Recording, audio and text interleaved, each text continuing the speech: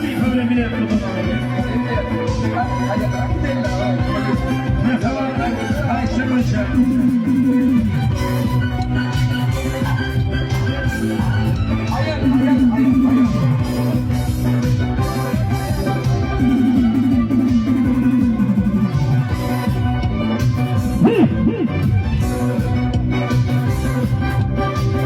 İşler ucu var babatayla. Anladığım yeri diken var. Nurhan adı ustu var.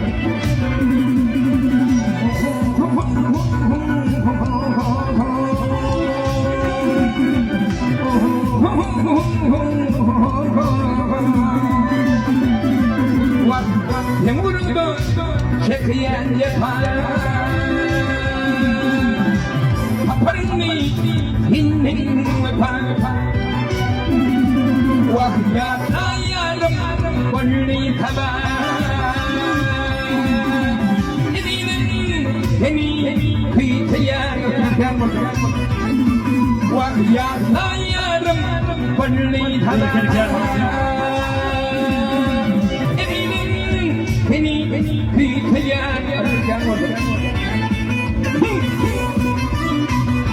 Koskoşluğu dinle. Sağ olun kavur. Beni kıyamam. Yarım yanıma yürüp intihar yoluma bana yarım nimşanına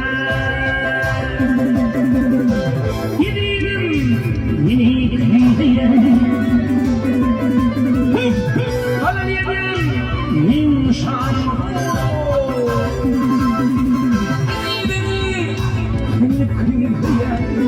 Halife!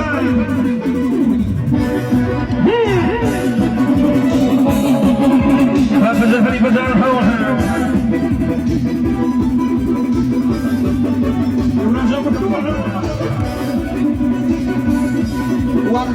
Kara gülümün yolunda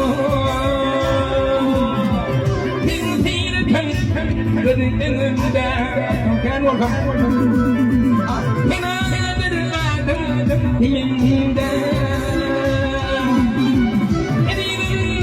Seni kıyıya Kenadır adım dilimde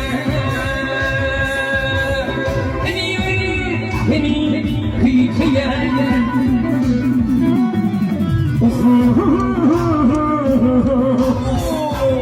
Mutlu sözü.